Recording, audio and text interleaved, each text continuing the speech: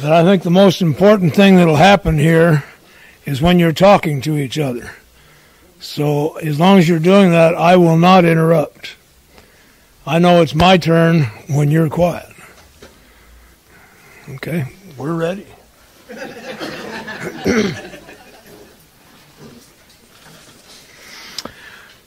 couple things that are of concern to me in relation to this third tradition in today's AA.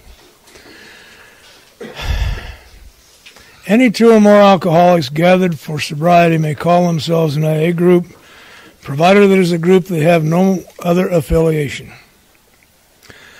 They do not have to be registered with GSO. They do not have to participate in any way whatsoever with anybody else in AA. As long as it's two or more alcoholics gathered for sobriety, that's a legitimate AA group. By not participating, they miss out on some of the spiritual heritage. Okay. And these are not rules or laws, nor do they have to be complied with, except that our AA experience has taught all of us that if we don't comply with these, we'll probably fade from the scene. There are no AA police.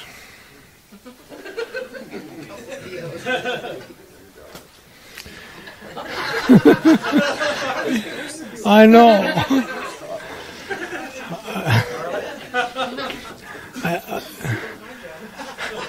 I have a friend.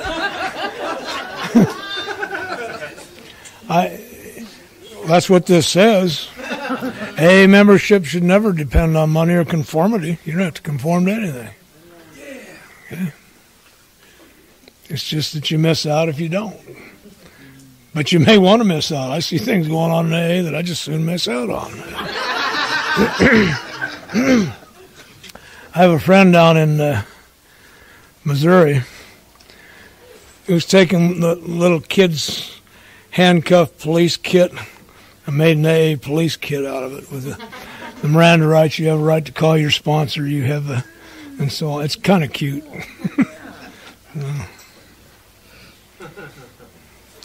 I am also concerned at the specialization of certain AA groups. If I can't attend your meeting, that's not an AA group. Call it whatever you want, but don't call that AA. And there is a need for special... Men need to get together with men now and then. Women need to get together with women now and then. People who have common lifestyle need to get together once in a while. But AA, we only have one common problem. I do a lot of work in corrections. I never go to a correction facility to talk to inmates. I go to talk to alcoholics. And that's why I'm successful at it. Don't ever go try to talk to inmates if you aren't one. They will eat you for lunch. Probably better not to get it. No, we eat good. So I have some concern in that we're not talking about these things enough. I believe the good health of Alcoholics Anonymous always rests on group conscience, which means communication, which means at the beginning a little tension. We are not people who naturally like tension and confrontation, if you will. But without tension, everything's static and it just goes eventually. It's the tension between opposing ideas that allows the creative process to occur. I have a piece of an idea and you have a piece of an idea, and in trying to get the tolerance between them to be adequate, that's what lets things create. We both come up with a whole idea that way. It's going to be best for all of us. So we need to talk more. I don't want to police this thing any more than you do. I don't have time, nor the energy, nor the wisdom to police this deal. My groups will, the groups I belong to, the people I hang with, will go along with all this, whether we like it or not, just because we like it. In relating these back to the first tradition is how I understand whether I understand or not. If I can see how that applies to the welfare of the group as a whole, then I've got a grasp of it. So we're forming up a group. Now we know who can belong. The Moose have requirements, the Elks have requirements, the Masons have requirements. Well, AA has a requirement also, that you have a problem with alcohol. And it's even better if you can't seem to do anything about it.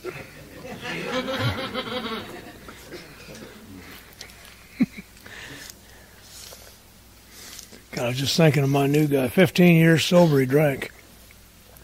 Well, his sponsor died, and he had made his sponsor his God. And when he died, he had nothing to go. And he's a holistic chiropractor and began taking his own herbal remedies, all of which are alcohol-based, and the next thing you know, he's drunk. Didn't understand why. Love him. He's 3 weeks sober now. We quit taking herbs.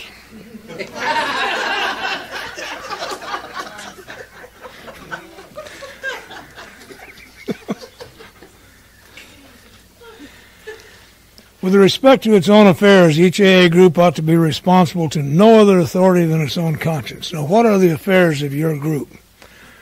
What is your group's business? Where we're going to meet, what we're going to talk about, how long that's going to be, who gets to come, is it open or closed? That's group business. What do we do with the excess money, which is really small in most groups because we are cheap?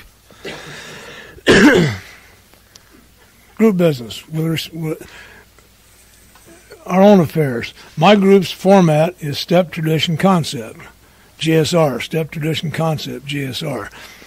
I also go to a group that's a speaker meeting, although I quit going because I disagree with them on certain principle. It's strong enough that I can't support the group, but I'll tell you where it is. I'll send you down there. Hell of a good meeting.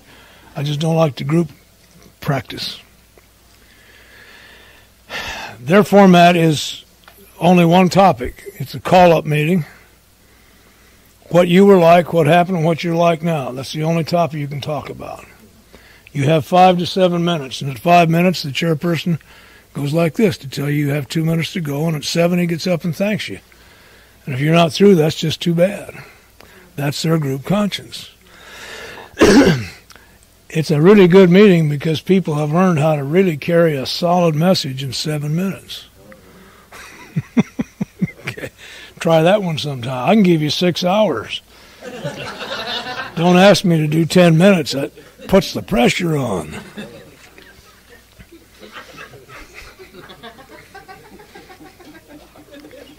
She's wonderful. Where'd you get her on? She laughs at everything. This isn't even funny.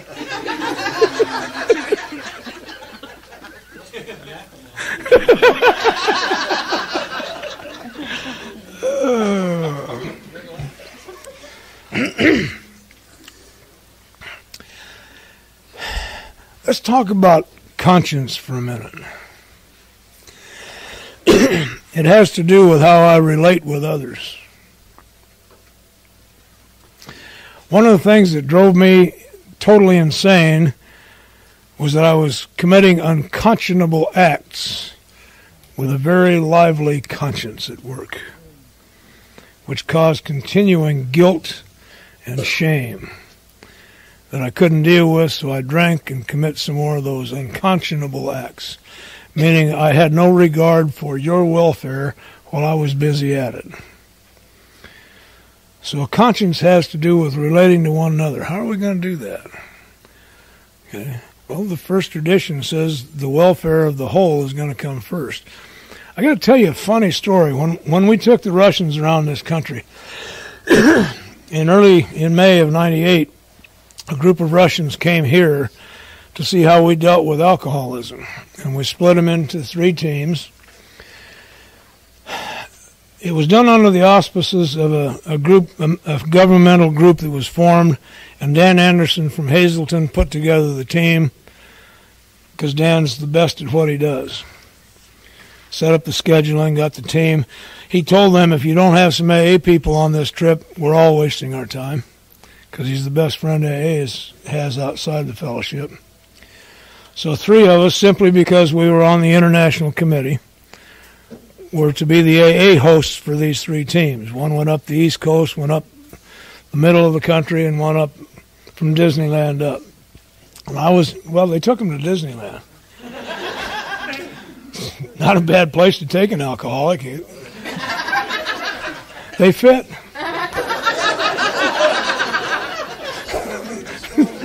They're home. Yeah. Yeah. A couple of funny things. We got to Chicago on May Day, and we're trying to impress these Russians. They celebrate May Day also. In the United States, the cops won, so we had parades of police. In Russia, the workers won. And we're trying to impress them when we take them into town, and here's the police parading. Took us a day to get over that one. But after all the other show and tell, we got back to New York, and it was our turn at General Service. That's one of the services that's provided by your General Service office. Put together a presentation on what AA is. And one of the presentations was on the traditions. And at the end of the presentation, this Russian sitting next to me nudged me with his elbow and said, "You know, what you have here is communism in its purest form." And if you look at it, it is.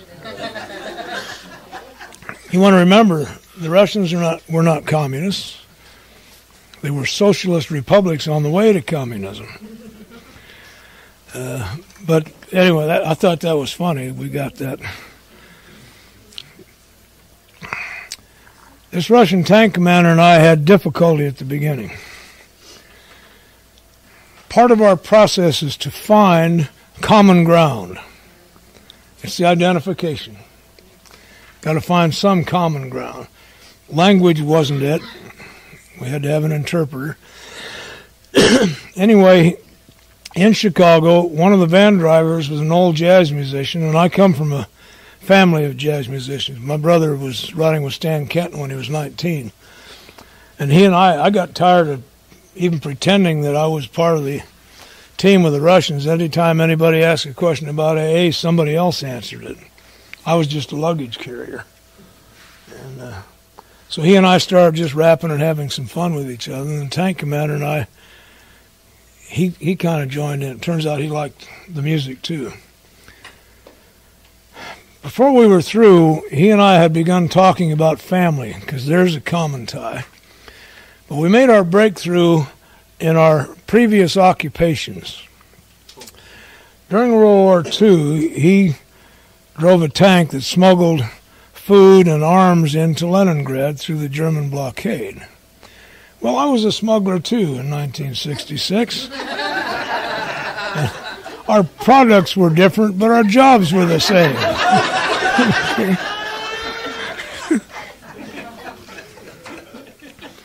And as a result of finding common ground, we eventually got to where we could talk with each other. Back in New York, I showed him a picture of my wife, who, by the way, is gorgeous. Some of you know her. He said, "Oh, you should go home." He said, "Very dangerous to leave such a lovely woman alone for so long." But our final discussions had to do with, he didn't want his grandchildren killing mine, and I didn't want mine killing his either. So whatever we do, it's life and death. Well, that's common ground for us. We're talking life and death here. Okay. And I can't help my kids. You probably can't help yours either. I can help yours if you'll help mine. So we need to have that commonality, that unifying sense that no matter what the style or the personality, we have common purpose. So, group business is to just take care of the group's business, not the group next door's business. We hear a lot of that. Them damn people over there in the east part of Washington, for God's sake. You know how...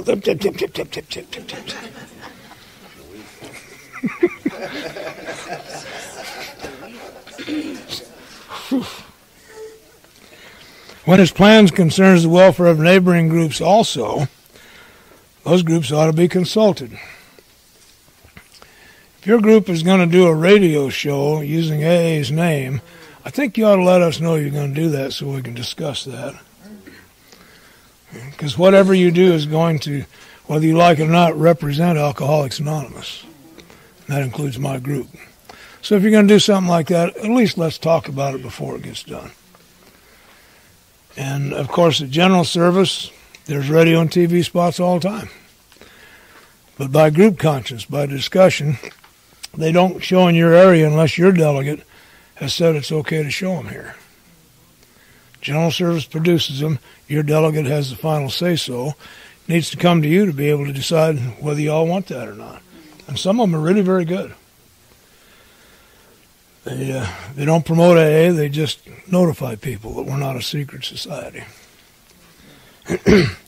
No group, regional committee, or individual should ever take any action that might greatly affect AA as a whole without conferring with the trustees of the General Service Board. On such issues, our common welfare is paramount. Well, that applies to my house, too. With respect to the affairs of my home, nobody tells us what goes on behind closed doors. That's up to us. We get to play the kind of music we like.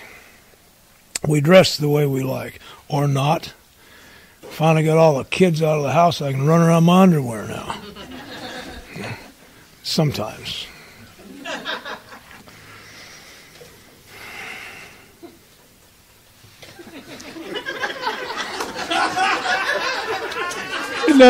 Isn't that an awful image? I'm sorry. It's going to be nightmares all night long now.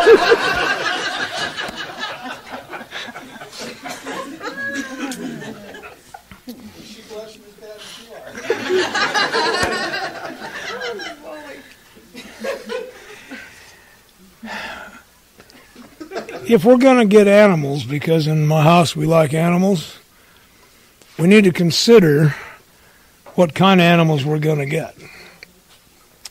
My neighbor is not all that keen about rattlesnakes. Good example, because I've had to learn how to live in a neighborhood. So when we moved in, I've been in the same house, by the way, married to the same woman for 26 years now. We haven't even had a fight yet. It's wonderful. We don't always agree, but we don't fight either. Anyway, when we moved in, I'm from out west. I was brought up with an old idea. Good neighbors, or good fences make good neighbors. I like privet hedges. I just really do. I grew up with privet hedges. And they make a good fence. So I'm going to plant these things. I got my wife's approval. Down between my neighbor and I and across the front, and then between this neighbor and I. Following this, I went to my neighbor and I said, I plan to put in privet hedge. When it grows up, how would you like your side trimmed? Because on his side, while it's my hedge, he has to look at it. I need to consult with him about what he'd like that to look like. I'll deal with the front. What's this going to look like? He said, I don't care as long as it's kept neat. But do me a favor. Between the end of your house and the beginning of your hedge, leave enough space where both you and I, when we get to be old fat men, can get through. Because he keeps kind of an eye on my place, and I keep kind of an eye on his, and if there's something wrong, he needs to be able to have access. That's the application of this in a very practical way. I love my hedges. They're gone now. We had a terrible murder committed in our area. The whole family was killed, and nobody knows yet who did it. There's been some other activity. And my wife and my neighbor both got a little nervous that would be a good place for people to hide, was behind those hedges. Okay? That's substantial unanimity. That's 2 out of 3. The hedges are gone. Except for the one on this side, between me and this other neighbor because it's a rental property and I want something between me and the Clampetts.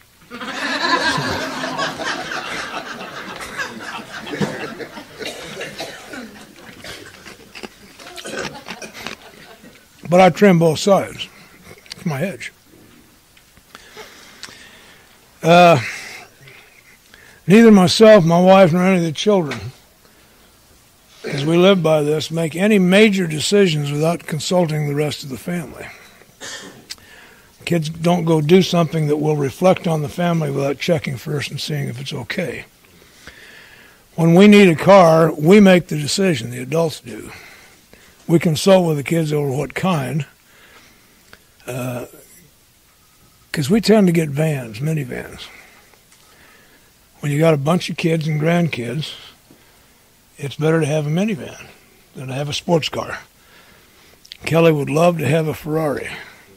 That's nice input.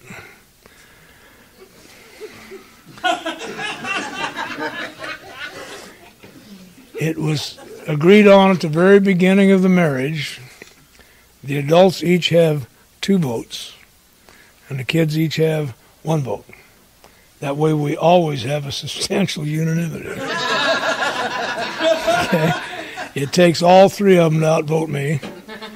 It takes at least 3 people to get something going on anything major. The little stuff, how do you want your room to look? Well, Lisa was a neat freak. Kelly was a pig. As long as the door's closed, I don't care. Unless there's things growing there or crawling there, I don't care. If she just wants to be messy, that's cool. Lisa wants to be neat, okay. We talked about the music. I'd really love Mozart at any volume, but I particularly like Mozart when only I can hear it. And they have their own music. So the deal is, you can play your music in your room as long as it doesn't get much past your door. That's the volume level we will all agree to.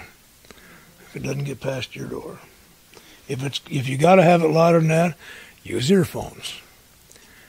This is not just about rules. This is about kindness, about not being rude. It's about my interaction, my conscience with people. How are my actions going to affect you? If I want to interact with you, I must ask that question. If I don't give a damn, I don't ask. If I don't give a damn, I'll die. Okay?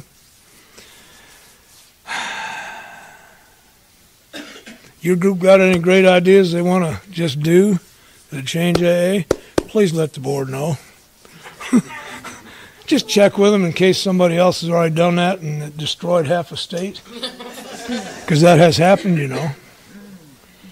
There was a period of time when Massachusetts AA almost went down the tubes because they decided they would not sign slips from courts or treatment centers. So meetings were formed whose only purpose was to sign slips. And the battle between them almost destroyed Massachusetts AA at one time. Because they didn't talk to each other ahead of time. Okay? My group won't sign slips. We just don't. That's our group conscience. But we'll show you how to. It ain't that hard. Pick a name, any name. Put the pen to the paper, and there you are. Is it cheating? Of course. But we won't sign them. Okay?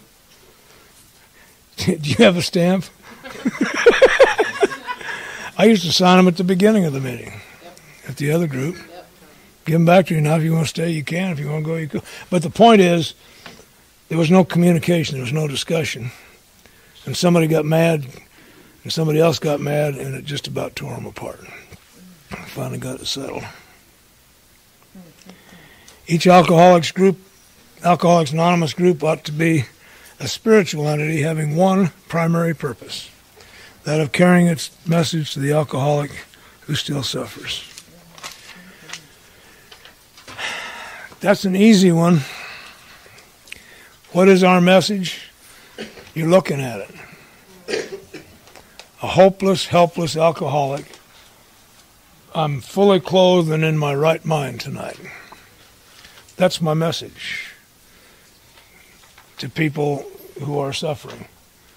Okay, that despite the condition, you can show up. You can laugh a little bit. You can have some fun. But mainly you can show up. And my message is in my life. We just had a really interesting several weeks of discussion because a fairly new girl brought up, how do I pick a sponsor? Good question. And she came to the conclusion on her own, because she was getting a lot of information, I think what I better do is look at their life. How are they living? Are they self-supporting? Do they keep their commitments? Do they tell the truth? Are their kids okay? What's their life look like? If I'm having marital problems, I don't want to go to the guy who's in the middle of his 7th divorce. You know, I will, unless somebody guides me the other way. I'd rather pick somebody that has a successful marriage if I want to salvage mine. If I want to stay sober, I go to somebody who's been sober a while. I'm 34 years sober currently, and my mentors are 48 and 50. They're going blind and they're getting old. Well, so am I. I want to know, how do you stay sober 50 years? Yale says, well, you live a long time and don't drink. That's so simple. Now, that kind of wisdom, also one morning when we had breakfast, decided we're going to have soft-boiled eggs, and he put them in the microwave and blew the door right off the microwave. So, my mentors are not gods of any kind whatsoever.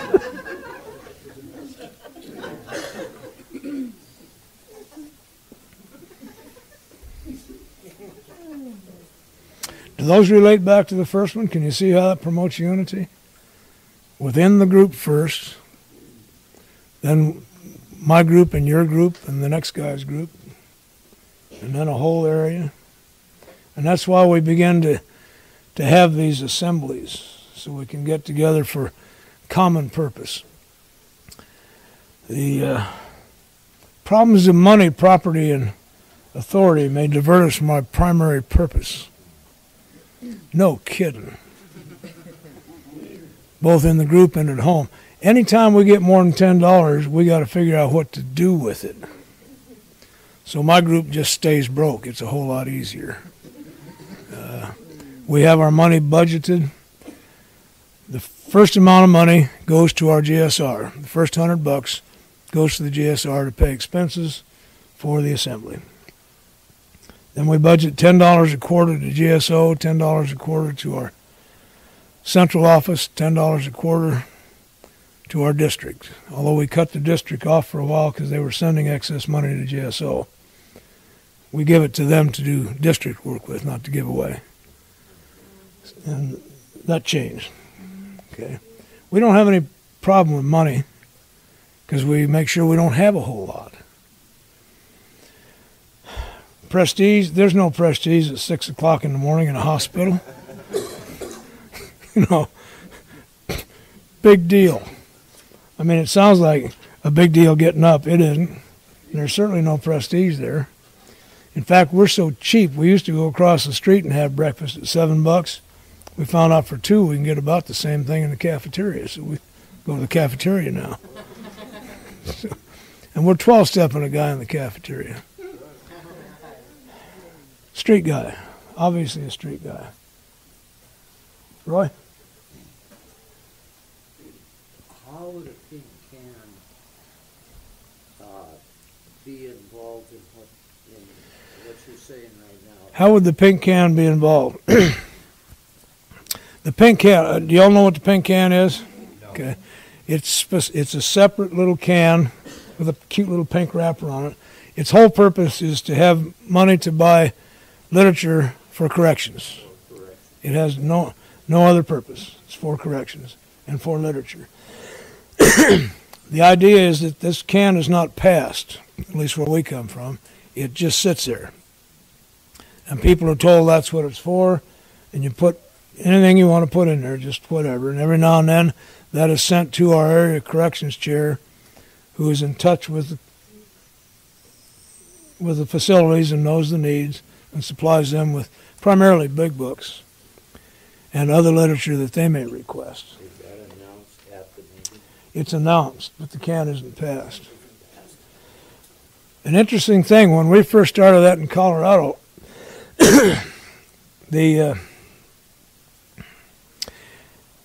area budget at that time was around $28,000.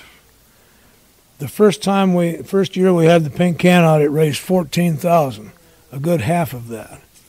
And I got to thinking about that. The pink can probably follows our tradition of self-support better than anything else. It has a specific AA purpose, and that's why it draws the money. People are reluctant to give something to the budget. They'll give at least half that much freely because it has a specific AA purpose. Now, we've run into a problem. It raises too much money now. That pink can raises so much money that there's enough in there to buy a big book for everybody in our prison system. And they're not all alcoholics. So we're having to once again take a look at what are we going to do? We don't know yet. It's still under discussion. But it does fall in with this. There's no argument about it. It's for corrections. For corrections. Specifically. Straight up. Yep.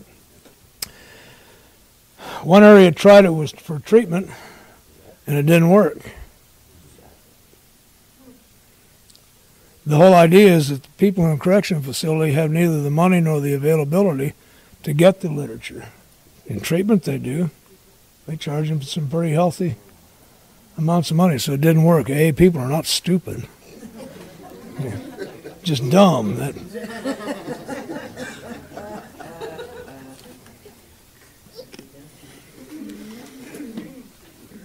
So we think any property or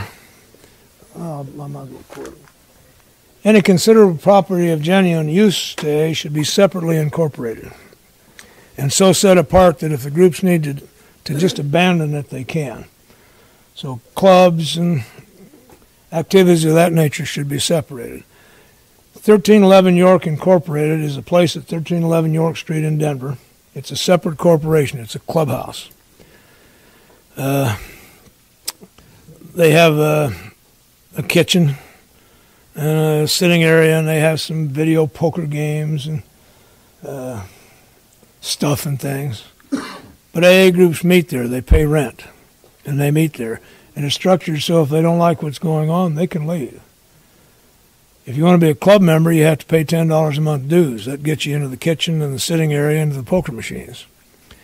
If you're an AA member and want to go to a meeting a half hour before the meeting and a half hour afterwards, you can hang out. Otherwise, you have to have a membership. New people get their first 30 days paid for. It's all clear. But it's separated. It's clearly separated.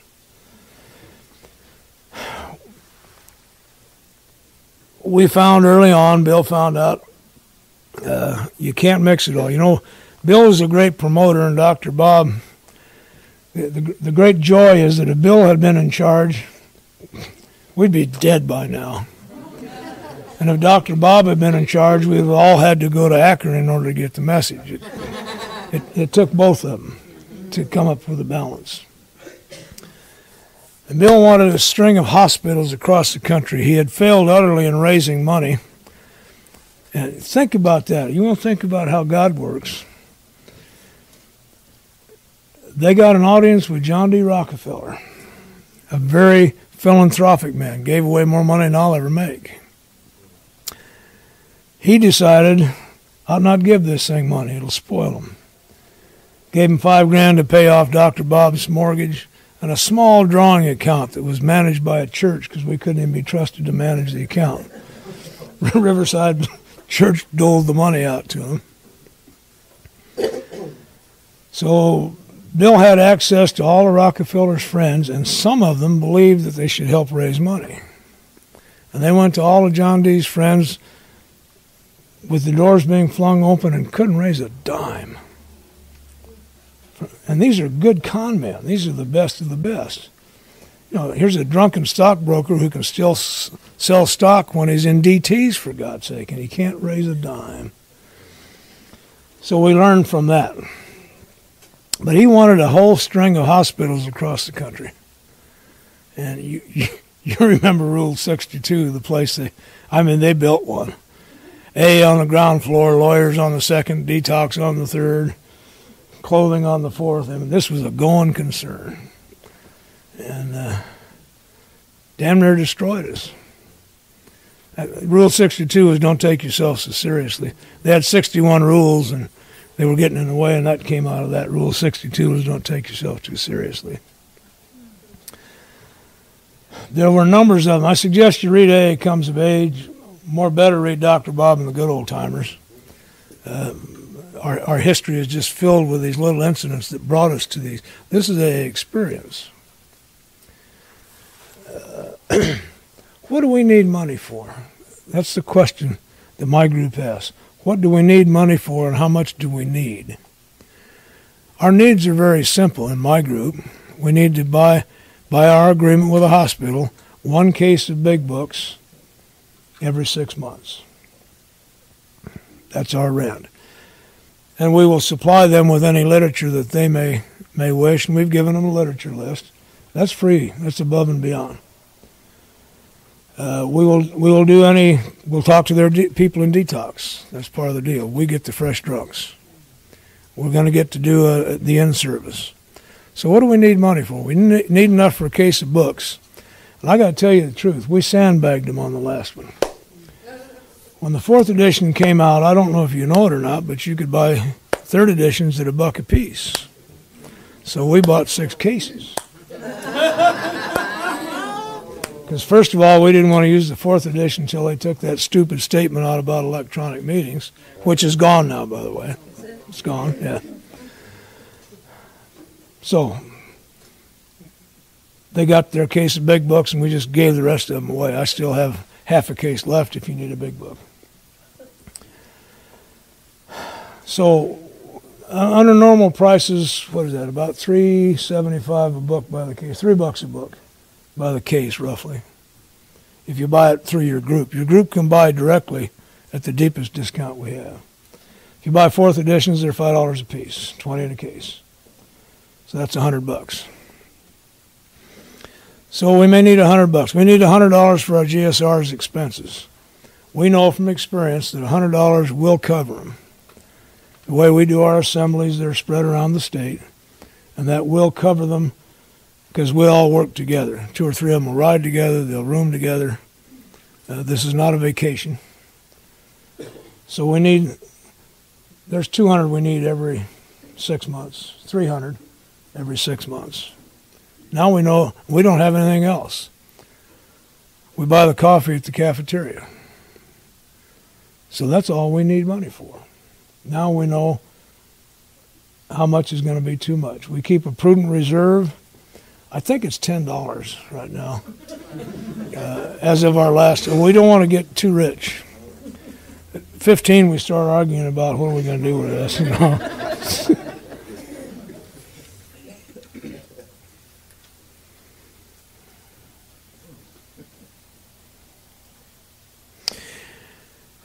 We kind of found the managers of these clubs, while the clubs structurally should be separated, it's better to have AA managers because they understand the clientele. Yeah. And there are some new things coming up, and you'll probably enter into these discussions, and you'll get to solve them by these principles. CA and NA have become fairly strong, and we need to cooperate with them. While we can't affiliate, we need to cooperate because some people really are both alcoholic and cocaine addict. Some are and some aren't. We need to cooperate with each other so that if an alcoholic falls into Cocaine Anonymous, they can send them over to us. And if a cocaine addict falls into AA, we can send them on over there. Not just say go to CA. In Denver, we solved the problem, we think, our drug problem fairly well because we started sponsoring the CA people through the Big Book. they had spiritual awakenings of their own. They said they were coming to see us because we had a strength they didn't have. Now they have it. So CA is getting stronger and stronger in Denver, and there's cooperation in and out. They don't have a problem, we don't have a problem. And it's helpful.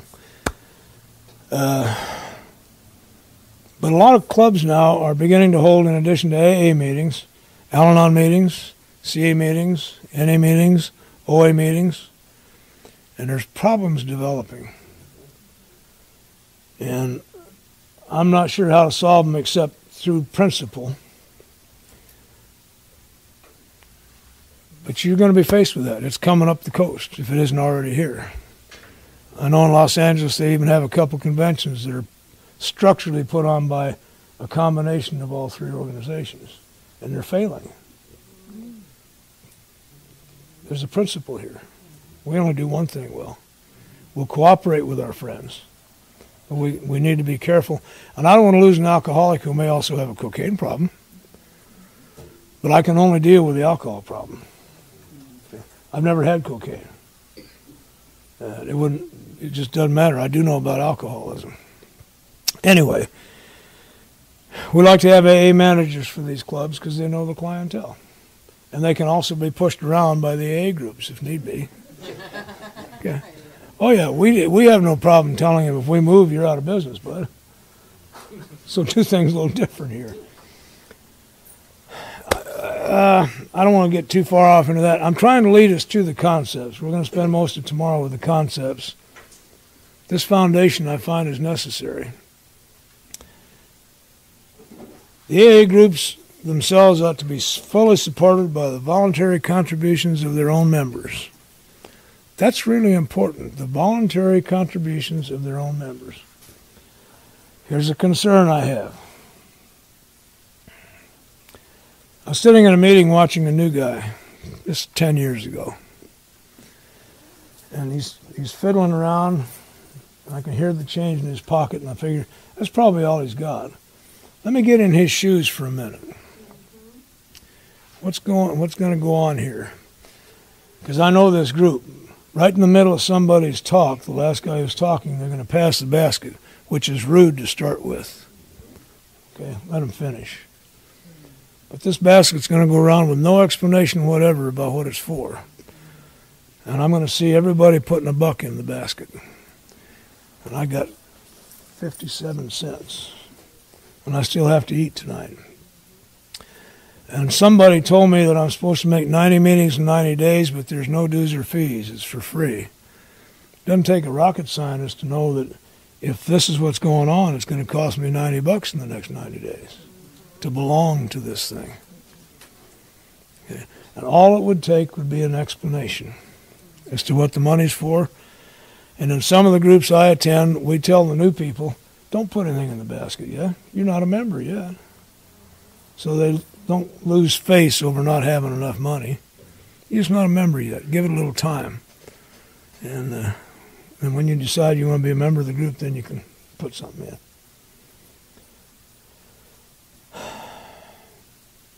I have another concern in that because there's shortage in funds at different levels of our service structure, there tends to be a need to coerce the membership into giving more money. Since the dollar isn't worth what it was in 1940, let's all put in 2. That's not a voluntary contribution. Okay. I may put in 5. I may only put in 1. What I know about AA is that we don't need a whole lot of money to do a whole lot of stuff. Okay. Sell the damn literature. If we were fully self-supporting, he could give those away. We give big books away. You know, the cost of that is to make up the deficit every year. Alcoholics Anonymous is not self-supporting. Your group may be, but Alcoholics Anonymous comes up from $150,000 to $200,000 short every year from contributions because only half the groups give anything to the General Service Conference. We did a survey in '86, or we ran some numbers. If every registered AA member gave just $1.25 more a year would be fully self-supporting if they'd sent it directly in. So we have to take the money from the book revenues to make up the deficit for group services. If that were a zero thing, the books would be free, if we were truly self-supporting. Okay? How's that work at home? Well, everybody has to be self-supporting, but I can't put the 3-year-old out on the street trying to bring in, well, I'd like to sometimes, but okay. So I have to take a look at this beyond just money. The contribution needs to be more than money. In my group, do I contribute? Do I contribute my little piece of the message? Do I contribute some of my time to clean up, to set up? What's my contribution to the group, and is it voluntary? This saved Chuck's life one time. I sponsored a nasty little man. God. I'll talk more about him later, but nasty little man. He didn't like AA people either, ever. But he and I started hanging out. He dared me one time to say anything meaningful, and he said, don't give me any big book crap. I've tried that, and it didn't work. So we just hung out together, and I became his only friend. He would not call me sponsor. Didn't like the word and didn't like sponsors, period. But I was his friend. We could do that. I'd ride. He rode with me for about a year. Got to our meeting, and Chuck and I began to set up. I know something about the healing process. It starts by you becoming useful in some way. So he and I would set up and make the coffee. And eventually, I could see he can handle the coffee now. This is about 6 months down the road. So he was doing the coffee, and I did the setup. And at the meeting that night, a lady who was 10 years sober came in really angry because her son had just died from an overdose of drugs, and she was pissed. And she started attacking AA in general, and then she started attacking me because I was the chairperson. And she had known me for 10 years and knew she could beat me up and I wouldn't care. But I watched Chuck. I'm the only friend he's got. And she started attacking me, and I see him coming up out of his chair. And this is not a man you want coming up out of a chair after you. And he sputtered and he sputtered and he sputtered. And he finally said, oh, screw you, lady, and out the door he goes. He's gone. Now, I did not chase him. He and I had an agreement at the very beginning that if this didn't work this time, he reserved the right to drink one more time because he was going to go drink himself to death. That's the deal. I will never chase him. A couple other group members went out after him. And after the meeting was over, he came back in with them, and he was back there muttering, bitch, cleaning up the coffee. Just, oh, it was cute. On the way home, he was quiet for a good part of the ride, and then he said, you know I was going to go drink. I said, yeah, I know. We made the deal, remember? He said, yeah, I remember. So then I got to thinking, I'm going down to the Satire, and I'm just going to get drunk. But I made that coffee, and it's my job to clean it up. So I'll clean it up first, then I'll go drink. Come on back in, cleaned up the coffee, and he says, well, he's muttering in his head, my job. This is my group, that's why it's my job. This is my group. I'm not letting that bitch run me off. That's a spiritual awakening. Okay? His contribution kept him alive when his ego would have killed him. Okay? So it's not just the money. The contribution is important. So the kids have to make a contribution or they don't feel they're part of the house. Kids are just little people. They have the same need. So we have always tried, there are certain house chores that need done. You don't take the garbage out because it's a mean thing. That's a privilege. I'm willing, I've been doing it, but I'm willing to let you do it for a while because I think you can probably handle it better than I can even. Or some con. You got to con them.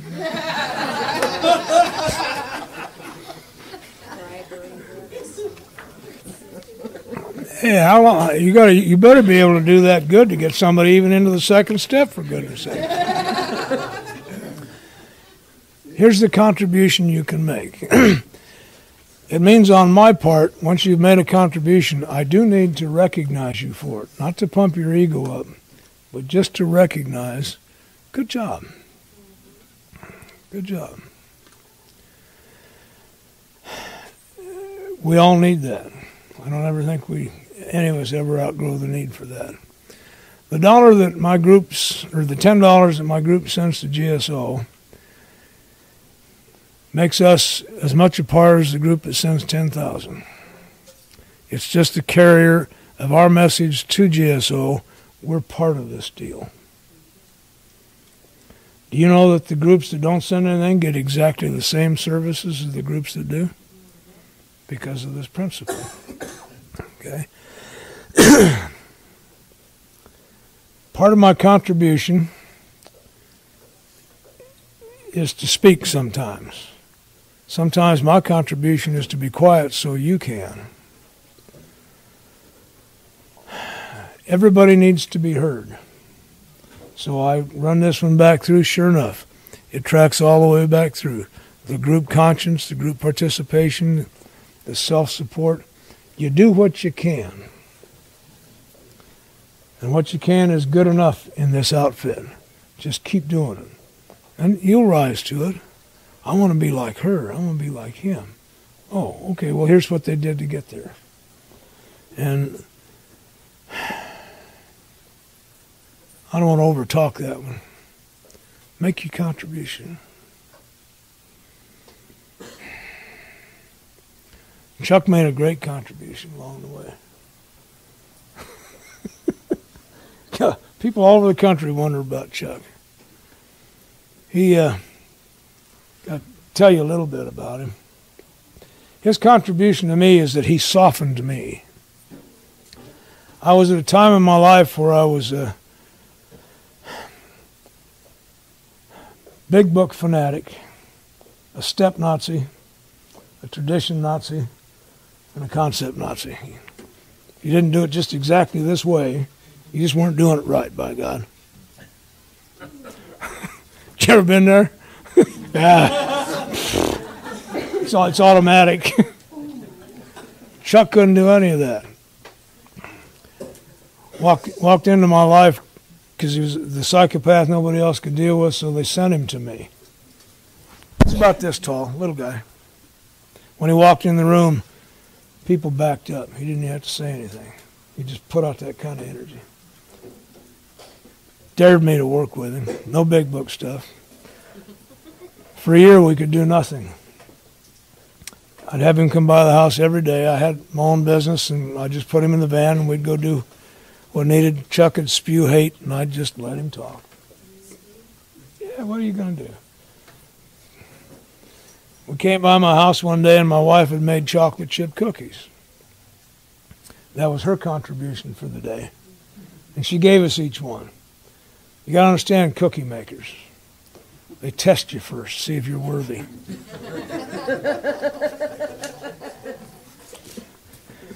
We ate that cookie, and I quivered. She makes pretty good cookies. And even Chuck says, that was good. So she gave him a whole bag. That's what cookie makers do. Once you pass the test, we got out in the car, and he said to me, broke my heart. He said, seriously, why would she give me a bag of cookies? That's how he saw himself. And I was able to just say, well, Chuck, it's because she thinks you're a member of the family. And that's the day I actually watched him change. He had become part of something. And it was only a little thing. He had one friend, and now he had a little family. And then he began to get into the group. Okay? And his contribution was to spew hate.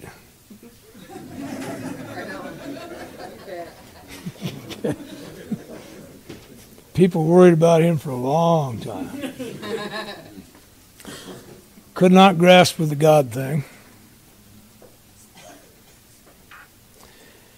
Long story. What I want to tell you is that after we finally got through the steps, because we did, and some things changed in him, about the same time his father had died and left him a little bit of money. We got all of his amends paid off, his financial amends. Chuck was a chronic unemployed. He'd had 247 or 48 jobs up at that point and was currently unemployed again. The men's were paid. He had a new truck, and he had about $2,000 left over. And he came by, and he said, there's one last thing I haven't told you, because every time I tell anybody, they've laughed at me. He said, all I've ever wanted to be was an actor. And I thought, my God, okay.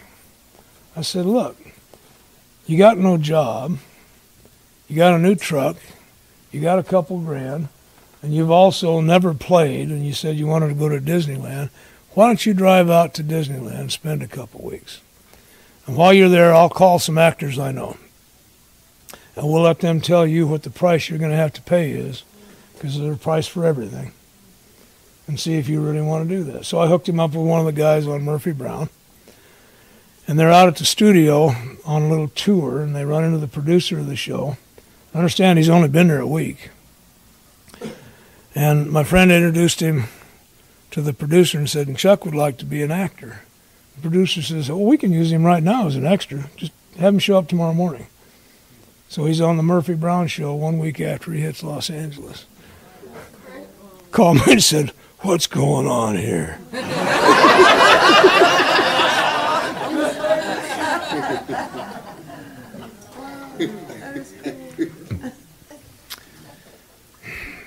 So my contribution with Chuck was to get softer and to just listen. Because he was a wounded animal and needed nursing before we could give him program. The essence of the program is the love one alcoholic has for another. And these principles keep me pointed in that direction. Let him make his contribution. My God, the group worried about him for a year. They got out of themselves once a week, wondering, what's he going to do tonight?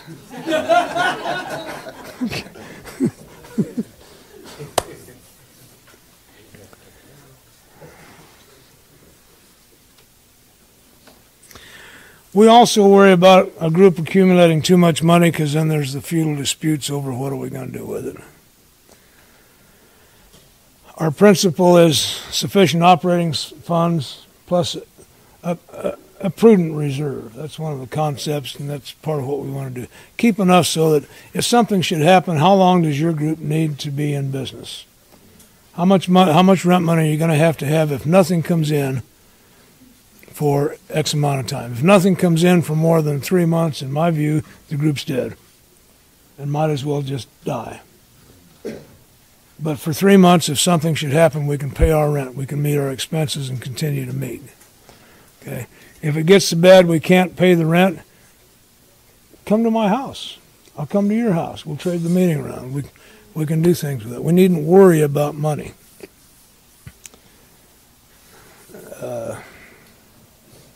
Well, you're putting the pressure on me.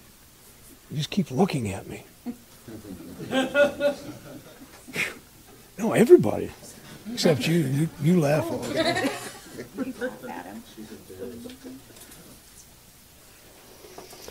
Alcoholics Anonymous should remain forever non-professional.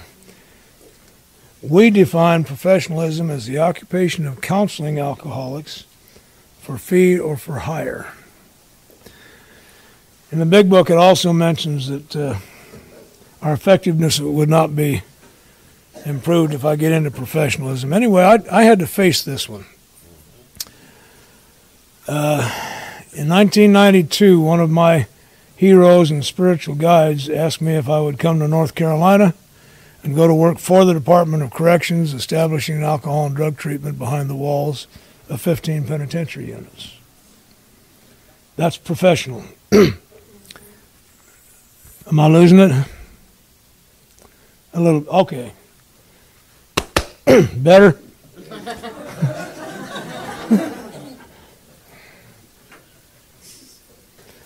It's tied in with a sabbatical. Along the way, there are spiritual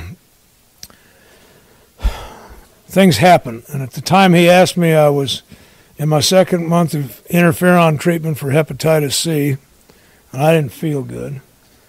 Had to leave my home and my friends and my group and everything I knew to go into the South where they don't even speak English and try to do a job I knew nothing about. But when you follow God, you just follow. You just do what you got to do.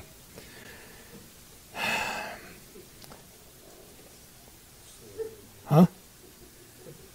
Speak up. They speak English. No, they don't.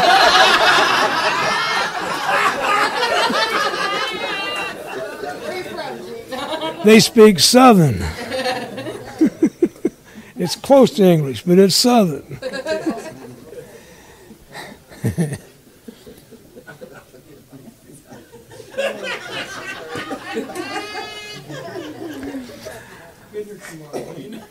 So I'm walking this tightrope. I'm involved in establishing and operating alcohol and drug treatment. But this is so clear because I didn't do any counseling. I was in an administrative and sales position. I set it up, managed it, administrated it, and hired people to do the work. As long as I don't get into the work itself, I'm okay. But from time to time, I was asked to do training on the steps for the peer counselors. Part of our program is based on AA, was that the peer counselor and the professional counselor, the peer counselor did most of the work because they could identify. This was inmate counselors working with inmates. So I learned how to do a didactic lecture without getting into counseling alcoholics. My favorite was, they told me when I first got here I could learn to live a life that made sense to me. I did a little lecture where we'd get a board, and on one side is what makes sense, and on the other side, what doesn't make sense. And Roy would tell me one thing that didn't make any sense, and another thing that did make sense. And pretty soon we had a list developed. And then I just sandbag them. How much time are you spending over on this side and how much on this side? You say it makes sense to be with your family. Where are you today? And we then got into some dialogue that got them thinking. Then I got the hell out of there and let the counselors have them. I cannot be a counselor. Some people can. I can't. It's just my makeup. It suggests that AA groups for sure don't counsel. It gives me a tip on sponsorship. I'm a really hard-nosed sponsor. We will do it the way the big book says if I sponsor you. But I'm not a crisis counselor. In fact, I told one that the other day after his 6th crisis call. Crisis counselors get $100 an hour. And here's a list of them. I'll give you the list if that's what you want. Okay? If you want to work the program, come on over. I am interested in you. I'm not the slightest bit interested in your high drama. Okay? It's going to change tomorrow anyway. And I've learned the hard way, if I get involved with it and give you any advice at all, as soon as it changes, I'm the bad guy. Which job should I take? The first one that'll pay you. Okay. She's getting ready to throw me out. She should, the way you're treating her. Okay. My car just broke down. What am I going to do? Get a tow truck. I don't know. But if you want to know how to deal with the disappointment and the frustration and the anger, come on over and we can go through this and deal with that. So, and then every now and then one of you slips by and I get involved in your high drama, and sure as hell I end up with the scars.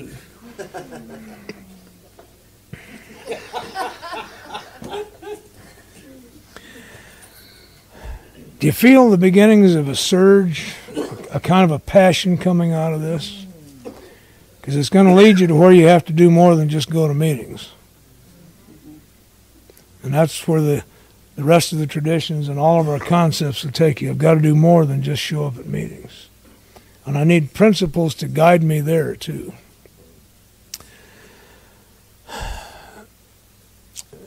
Before I took the job in North Carolina, I consulted with my wife. Any major decision that I make, I check with 3 people, by the way. Because I know I'm going to pick one that will tell me what I want to hear. It's just a given.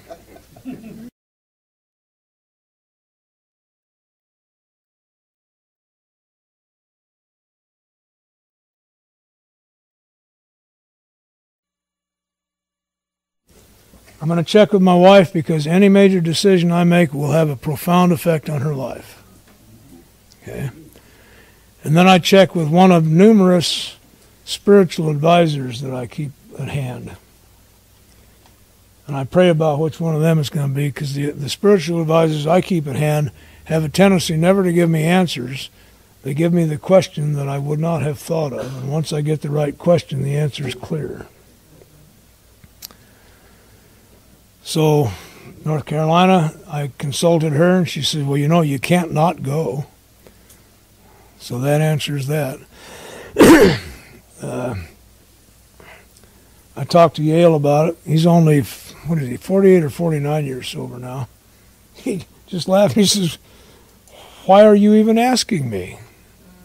Well, there's the question. He's right. Why am I asking him? It's my life, not his. I don't need to ask him whether he would go or not. That's what I'm really trying to say. Would you go? Hell, he can't see. Of course he wouldn't.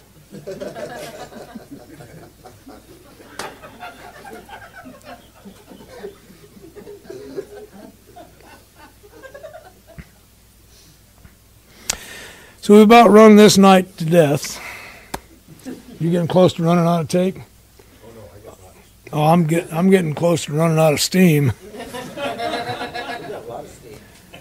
I finally have a bit of a vision of what we're going to do here. I hope you've kind of gathered that we're moving towards something. This is not legalistic. This is passionate. This is spiritual. This is life and death stuff, primarily life stuff. Now that I have recovered, the experience I had was a unifying experience. I'm now together with me and with you. And like any spiritual event, once it happens, I have to be careful not to believe that the event is the reality. It's just an event. I must now preserve this. I must continue to do certain things so that it will enhance it and it will grow. It's like a pond, a high mountain pond. If it doesn't have an inlet and an outlet, it will soon grow green scum on it. It can be the prettiest thing you ever saw. But after a while, sitting stagnant, it gets stagnant. I love beaver dams because they have an inlet and an outlet, and those waters are always so clear you can see the bottom because it moves in and out. And that's kind of how these principles are for me.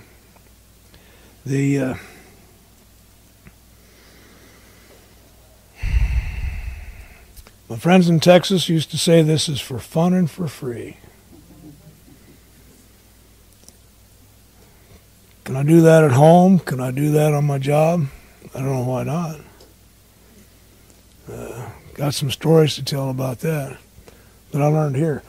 I got out of the pay matrix years ago. I haven't looked for a job for, good God, the last one I looked for was 30 some odd years ago. I'll tell you about that one tomorrow. I got a job because I was a drug smuggler. Yeah. Went to work for a company that didn't hire ex-cons. I'm not an ex-con. I'm a man who's been to prison. And eventually, after hiring me through a daily labor pool, they finally put me on their payroll, which meant I had to write out an application. And they wanted to know my job history. Well, in 1966, I was a drug smuggler. So I put that in there. And, you know, it's a job. And they never read them anyway, but you all taught me to be completely open. About 6 months later, I'd been working on the dock loading trucks, and the dispatcher called me in, had my application, and he had a funny look on his face. He said, "Did you really do that?" And I said, "Yeah, I did." He said, "Did you get it through?" And I said, "Yeah, I did." He said, "Well, I've been thinking." We got this little delivery truck that delivers paper to the print shops in downtown Denver and then goes out on East Colfax with sacks. And it's a tough little route. It seems to me you have the skills it takes to get stuff from here to there under harsh circumstances. You want the job. So I got my first truck driving job.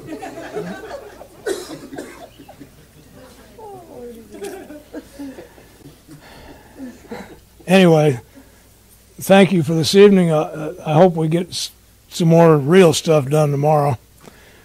I'm just a storyteller.